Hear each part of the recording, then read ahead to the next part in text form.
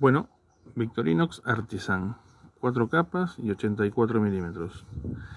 Abrelatas, tijeras, serrucho con los dientes inclinados hacia atrás, hoja pequeña clip point, punzón sin ojal, destornillador Phillips con lima,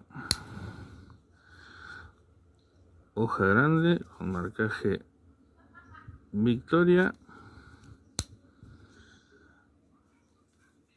abre botellas con raspador, destornillador grande y pelacables, pincita con la cabecita de aluminio, a ver si se ve, bueno, no se ve, y palillo. Chau chau.